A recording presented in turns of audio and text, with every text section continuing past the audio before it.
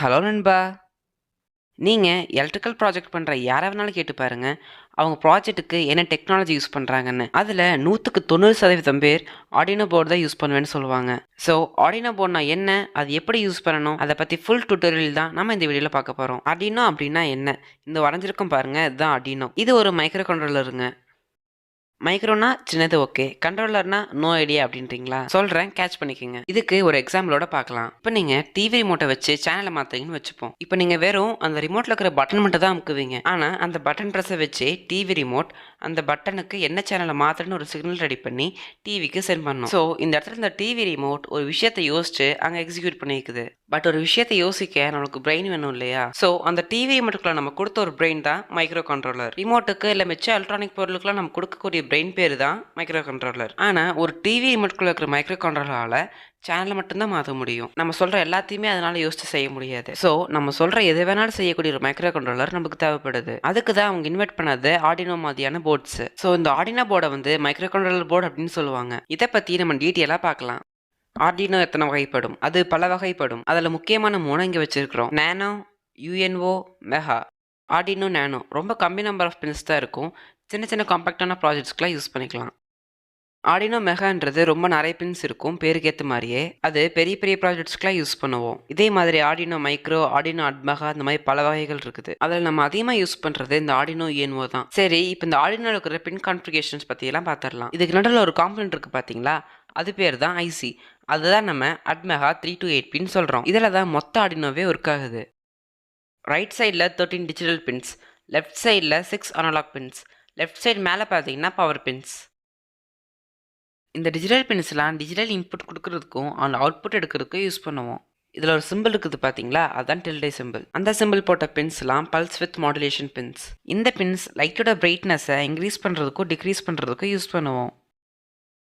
Left சைடில் இருக்கிறது analogue pins. இதில் நம்ம 0 to 5 வோல்ட் முடிய சப்ளை கொடுத்துக்கலாம். இதில் நம்ம கொடுக்குற சப்ளைக்கு ஏற்ற மாதிரி 0லேருந்து 1023 டிஜிட்டல் பின்ஸாக அதோட வேல்யூவை ஸ்டோர் பண்ணி வச்சுக்கோம். மேலே சப்ளை கொடுக்கறதுக்காக விஇன் கிரவுண்ட் 2 பின்ஸ் இருக்குது. அது போக சென்சரை தான் கனெக்ட் பண்ணோம் அப்படின்னா அதுக்கு சப்ளை கொடுக்கறதுக்காக 3.3 வோல்ட் to 5 வோல்ட் இருக்குது. அதுக்கு ஒரு கிரவுண்ட் பின்னும் இருக்குது. இங்கே ரெட் கலரில் இருக்குது பார்த்தீங்களா? அதான் ரீசெட் பட்டனு. இதுதான் ஆர்டினோ போர்டுக்கும் லேப்டாப்புக்கும் கனெக்ட் பண்ணுற யூஎஸ்பி போர்ட்டு. இதுதான் எக்ஸ்டர்னல் பவர் சப்ளை கொடுக்கறதுக்கான பவர் போர்ட்டு. இந்த ஆர்டினோவில் ப்ரோக்ராம் பண்ணுறதுக்கு ஆர்டினோ ஐடின்னு சாஃப்ட்வேர் இருக்குது. அதை நீங்கள் ரொம்ப கஷ்டப்பட்டுலாம் தேட வேணாம். சிம்பிளாக கூகுளில் போயிட்டு ஆர்டினோ அப்படின்னு டைப் பண்ணுங்கள். அதில் வர ஃபஸ்ட் லிங்கை கிளிக் பண்ணி ஓப்பன் பண்ணிக்கிங்க. ஓப்பன் பண்ணனே இப்படி தான் இருக்கும். அது டாப்பில் பார்த்தீங்கன்னா சாஃப்ட்வேர்னு ஒன்று இருக்கும், அதை கிளிக் பண்ணிக்கிங்க. இப்போ உங்களுக்கு இந்த பேஜ் தான் ஓப்பன் ஆகும். இது கீழே பார்த்தீங்கன்னா டவுன்லோட்னு ஒரு ஆப்ஷன் இருக்குது பார்த்தீங்களா? அந்த ஆப்ஷனில் உங்கள் லேப்டாப்புக்கோ இல்லை பிசிக்கோ என்ன ஓஎஸ்ன்னு பார்த்துட்டு டவுன்லோட் பண்ணிக்கிங்க. இது கம்ப்ளீட்டாக ஃப்ரீ தான். டொனேஷன் கேட்டாங்கன்னா ஸ்கிப் பண்ணிடுங்க. இதை நீங்கள் இன்ஸ்டால் பண்ணிட்டீங்க அப்படின்னா இதில் டிஃபால்ட்டான ஃபைல் sketch 1ன்னு ஓப்பன் ஆகும். இதில் தான் நம்ம ப்ரோக்ராம் போட போகிறோம். ஆர்டினோ ப்ரோக்ராமிங்ஸில் பார்த்தீங்கன்னா பேசிக்காக 2 பிளாக்ஸ் இருக்கும்.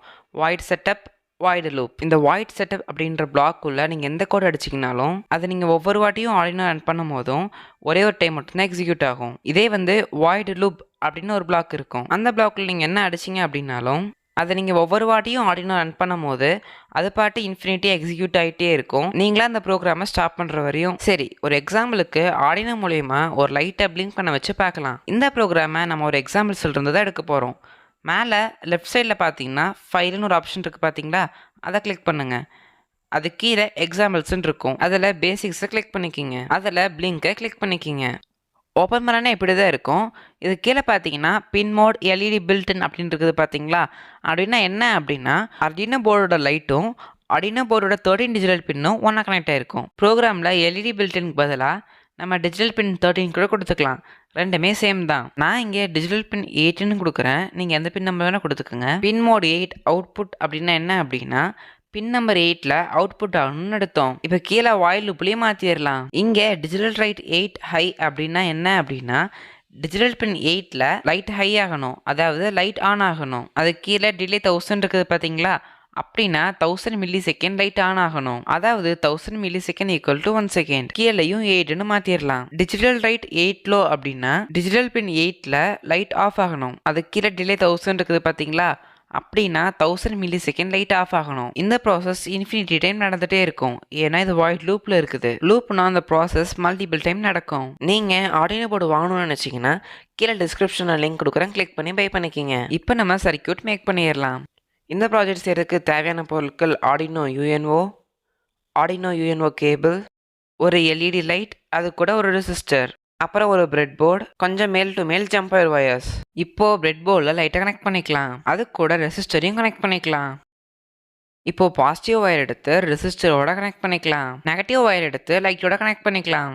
இப்போ ஆர்டினோ போர்டுக்கு ஒயர் கனெக்ஷன்ஸ் கொடுத்துடலாம்.